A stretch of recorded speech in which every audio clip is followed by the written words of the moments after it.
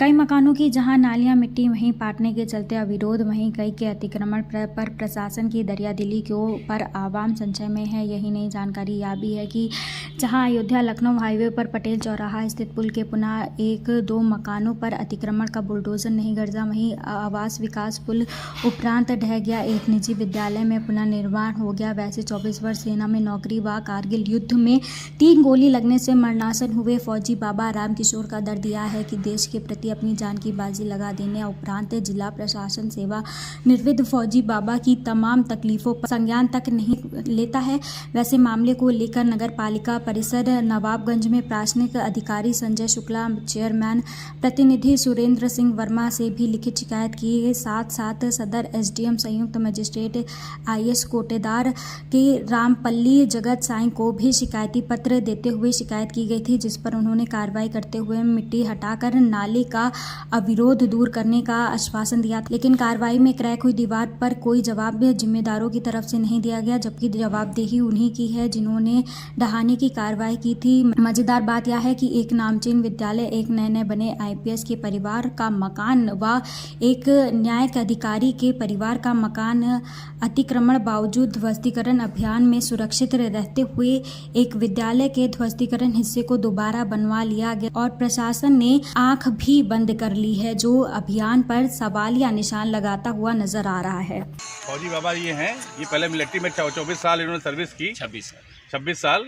और एक विशेष युद्ध मतलब कारगिल युद्ध में इनकी गोली लगी थी पेट में और इनकी जान बच गई थी फिलहाल। उसके बाद रिटायर होकर बाराबंकी में ये इन्होंने यहाँ पर मकान बनवाया है। इनका ये मकान है और मकान के जो नाली है देखिए पूरी मिट्टी से आवृत कर दी गई है, दीवार भी, जबकि ये जो है इनकी दीवार भी यहाँ क्रैक कर गई है।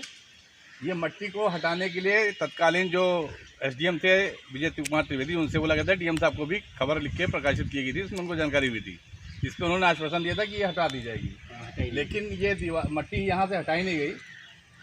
और ये भी सामने आया है कि कई लोगों ने दोबारा निर्माण करवा भी लिया है और बाबा का लेटिन टैंक भी ब्लॉक। अच्छा, ये जो चौड़ीकरण हुआ था इसमें एक बात और सामने आई है कि एक परिवार है जिसके घर में कोई लड़का आईपीएस हो गया है, उनका भी मकान नहीं टूटा, उसको भी सहूलियत दी गई। और एक आगे स्कूल पढ़ता है पायनियर विद्यालय, जैसा लोग बता रहे हैं या मोहल्ले वाले बता रहे हैं, मेरा नहीं कहना है, ये मैंने इसको जो है अभी साबित नहीं किया है, तथ्यों को मैंने पकड़ा नहीं है, लेकिन वो स्कूल भी टूटा नहीं। तो ये दोहरी नीति जो प्रशासन की थी और ये जो इन्होंने गलत किया है, जो लोग काबिज नहीं थे, जो लोग सही मकान बनवाए थे, उनके साथ जो ये इन्होंने ये अभद्रता की है, ये बिल्कुल जो है समझ लीजिए कि प्रशासन की गुंडागर्दी कही जा सकती है इसको।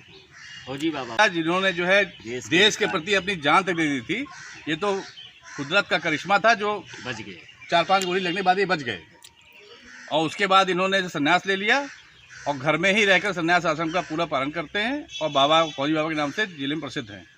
बाबा जी ये बताइए कि ये जो चौड़ीकरण हुआ है, पानी का निकालने के लिए जो व्यवस्था की गई है, आपके इसके बारे में क्या कहना है आपका? इसके बारे में हमारा कहना, अगर मान लीजिए कि हमारा भी अगर आता तो हटा दिया जाए, कोई हमको गम नहीं है, लेकिन कहने का मतलब मेरी दीवार क्रैक होगी, मेरा लेटिन ब्लॉक हो गया और इतनी मिट्टी खड़ी है, यहाँ किराएदार बैठे हुए हैं, सारा सिस्टम है और लोग मज़ा उड़ा रहे हैं। फौजी बाबा बेवकूफ़ है, बाबा फौजी बाबू। हम अगर कोई कार्रवाई नहीं होगी तो कल डीएम और एसडीएम से हम सारी बात करेंगे कि खाली ये मिट्टी हटनी चाहिए और लेटिन होना चाहिए, और अगर ये जमुरिया में आता है तो इसको खुदा दो। एक महंत जो है, मैं संत हूँ, एक महंत जो है यूपी का सीएम है जी, और आप बाबा हैं, फौजी बाबा हैं, फौजी। तो क्या अपेक्षा है कि आपको महंत जी सुनेंगे, आपको नहीं सुनेंगे? सुनेंगे, क्यों नहीं सुनेंगे। मेरा कहने का मतलब है कि अगर मेरा निजूल अगर गलत बना हुआ है तो इसको तत्काल खुदवा दिया जाए। मेरे को कोई धर्म नहीं है, मैं संत हूँ और मैं कटोरा लेके भीख मांग लूँगा, लेकिन प्रशासन ये गलत कर रहा है।